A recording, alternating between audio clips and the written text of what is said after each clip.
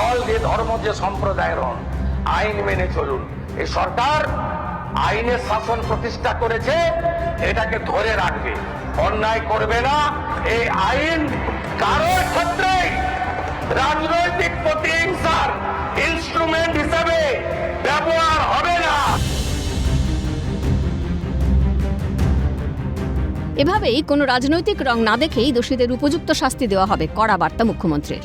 দুর্নীতিতে zero tolerance সরকারের। আগেও একাধিকবার মুখ্যমন্ত্রী শুভেন্দু অধিকারী থেকে শুরু করে রাজ্য বিজেপির সভাপতি শ্রমিক ভট্টাচার্য বলেছেন, অন্যায় কোনোভাবেই মেনে নেওয়া হবে না। কোনো রাজনৈতিক রং না দেখেই উপযুক্ত শাস্তি দেবে বিজেপি সরকার। জোর করে বৃদ্ধার ফ্ল্যাট দখল করে রাখার অভিযোগে নিউটাউনের বিজেপি নেতা বরুণ বিশ্বাসকে গ্রেফতার করল নিউটাউন থানার পুলিশ। রং না দেখে একেবারে অ্যাকশন মোডে পুলিশ।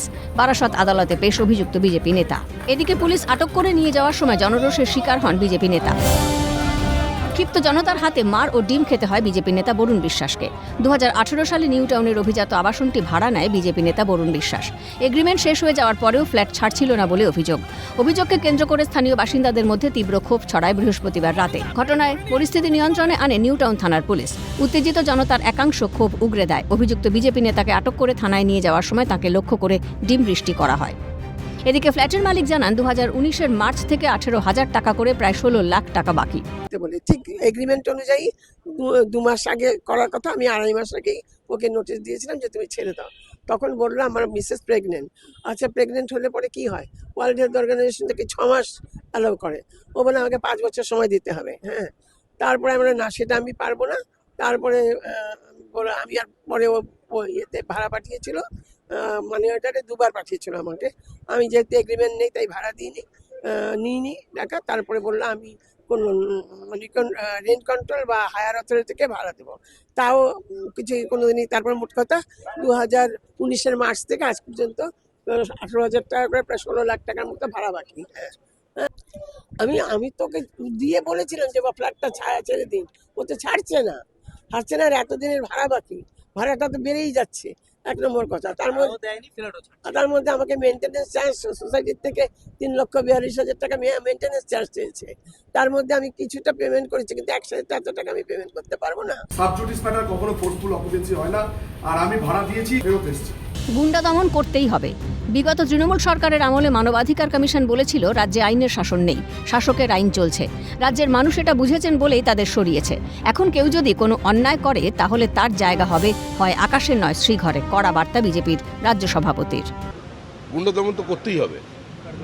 পশ্চিমবঙ্গে আইনের শাসন নেই, শাসকের আইন আছে। এটা মহামান্য আদালতের সামনে মানবাধিকার কমিশন বলেছিল। এই বক্তব্যের ওপরে সেদিনের হাইকোর্ট কোনো টিপ্পণী করেনি, তাদের কোনো অবজারভেশন দেননি। তার মৌনতাই সম্মতির লক্ষণ। এটা পশ্চিমবঙ্গের মানুষ বুঝেছেন বলেই আজকে তারা এই সরকারটাকে সরিয়েছে। এবং কেউ যদি নিরপরাধ মানুষের ওপরে আক্রমণ করে তার জায়গা হবে হয় আকাশে, আর না হলে জেলের ভিতরের বন্ধ অল্প বাতাসে। বিজেপির অবস্থান স্পষ্ট। দুর্নীতির সঙ্গে যুক্ত থাকলে দল কাউকে কোনোভাবে বরদাস্ত করবে না। প্রশাসনের কাজ করবে। এটা বিজেপির সরকার নয়, এটা রাজ্য সরকার। দল ও সরকার আলাদা, বললেন বিজেপির প্রধান মুখপাত্র দেবজিৎ সরকার। আমরা আমাদের পার্টির পক্ষ থেকে আগেও বলেছিলাম, এখনো বলছি একই কথা। কেউ কোন রকম দুর্নীতির সঙ্গে যুক্ত থাকলে পার্টি তাকে কোন রকম পলিটিক্যাল ইমিউনিটি দেবে না। প্রশাসনের কাজ করবে। পার্টি সরাসরি কোন রকম হস্তক্ষেপ করতে রাজি নয়।